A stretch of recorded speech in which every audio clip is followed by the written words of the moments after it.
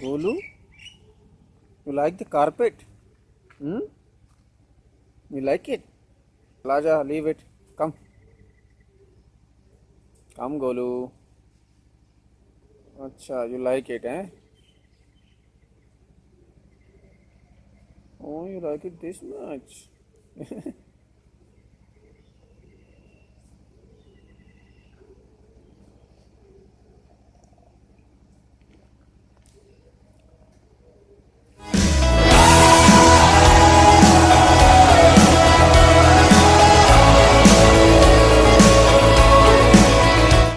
Hello YouTube, what's up? This is Deepak, the Two Wheels Wanderer, and welcome to my channel.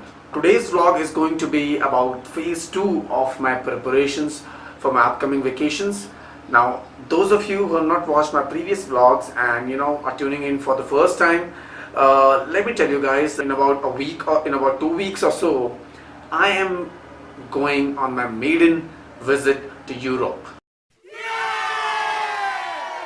Now, it is roughly about 20 days long trip, and I'll be sharing some details about the trip later part of the video. And basically, from past 3 months or so, we've been planning for this trip, and all the formalities are almost done. We've got our tickets booked for taking off from India, and rest of the bookings we have not done as of yet.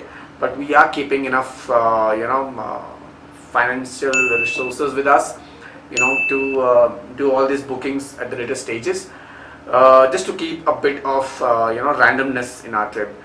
We're also planning a bike trip right after we come back from Europe, so that takes care of my crave for a bike trip, which is long pending. So yeah, basically in this vlog I'm going to cover some details about our trip in Europe. Basically, when we planned this trip, we always wanted to keep some amount of randomness in our trip, but since we are going far away from our country and we don't have any practical knowledge about the place, the people, the language, the cultures, traditions, and all sorts of other things which may come up, it is always safer and better to keep some amount of organized plan in place well in advance. So we do have jotted down the overview of our trip, the countries we are going to visit, and the activities that we are going to do over there. We've done all that planning as of now. We are planning to create a perfect balance between a random and a planned trip. So our trip can basically be divided into 3 legs. First leg will be when we land in Poland. Now, why Poland, right? We could have chosen any other country, but there are basically 2 reasons to it.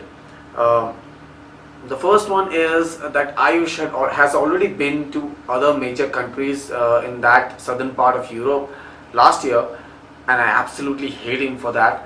I always wanted to start off from Budapest or Prague or somewhere in Spain, but since he has already invested that amount of money last year, it was not fair on my part, to convince him or to persuade him to go to those places and invest that much money again. The second reason is the amazing and rich history of Poland.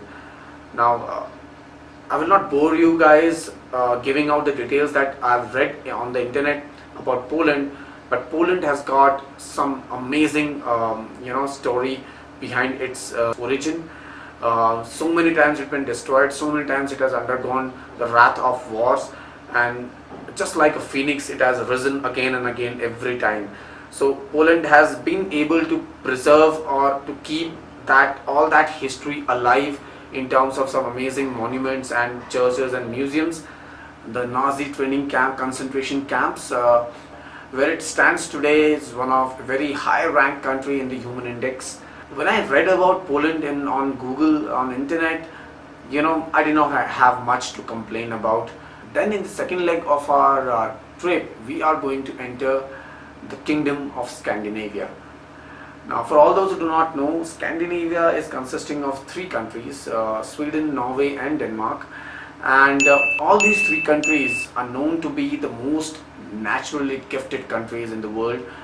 And the northern Arctic is very close by, and much of the population and much of the inhabited area are hugging the Arctic center. and you can very well imagine what kind of natural beauty, what kind of landscapes I will be able to witness over there. So knowing me, I am a hardcore nature lover. So all these three countries are going to be a visual treat for me, and of course for you guys too.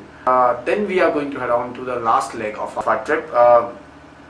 The last leg is going to be the party destination of Europe, Amsterdam. And now somehow I was able to convince Ayush that we have to keep either Prague, Budapest or Amsterdam in our itinerary. Although he had already visited all of them last year, even Amsterdam, but somehow I've been able to convince him that at least one of these places I need to go. So he is ready to repeat Amsterdam this year. Based on what kind of experiences he had last year, he was more than excited to repeat Amsterdam this year.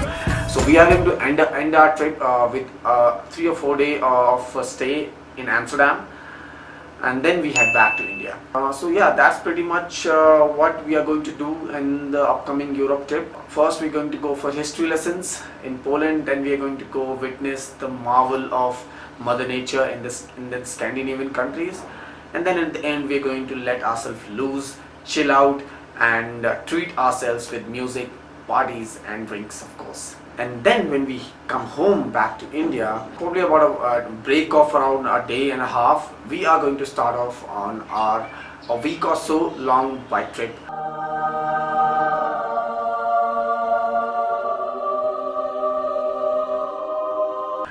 And the details of which I'll be sharing later. And yeah, talking about bike trip, this bike trip is going to be a special one for Ayush, because he has just booked his new bike, his second bike. The first bike, as you guys all know, was the Yamaha R15, which both of us booked together, and both of us have fond memories of that bike. Ayush, however, was thinking to upgrade since a long time back, and somehow he could not find a good sports tourer for himself, and he quite kind of liked Harley a lot. He had a chat with me, and the moment we both of us came to know that Harley Street Rod has just been launched, it was perfect for the kind of budget that he had and the purpose that he has with the bike. And he will be taking the delivery somewhere around 18th of June. Yeah, just 3-4 days before we leave for the Europe tour. And the moment we land back, we both of us going to go for his maiden Harley trip, and probably the last trip of my bike, the Yamaha R15. So that ride is going to be special for many reasons. Yeah, so roughly around 26-28 days are planned with full fun and lots of stories to come, lots of new experiences, adventures, and I just hope it all goes well. Before I wind up the vlog today, I showed you guys the new GoPro Hero 5 that I bought. I still haven't used it much as of now, so I can't give you a proper impression or review of it as of now, but I did check out its voice control feature. So this is the new GoPro Hero 5, and I just enabled the voice control feature in here, and I will just show you how it records. So GoPro, start recording. GoPro, start recording. GoPro, start recording.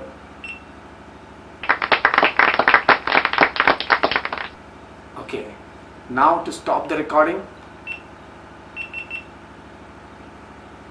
It stopped it before I could say stop recording. So I think it just looks for some catchwords. So one more try. GoPro, start recording. There you go, guys. Okay, now GoPro, stop recording. So now for the picture part, GoPro, click a picture. Okay, picture is not the right word, I guess. GoPro, click a photo. Okay, GoPro, click a photo. There you go, guys. So yeah guys, it is a bit sketchy, the voice control command, but yeah, I don't know how much useful it is going to be if it is this sketchy, but you know, it will only be proved after I use it practically on ground. So before I wind up the vlog, one last try, okay? Facing the camera that side. Let's see. GoPro, start recording.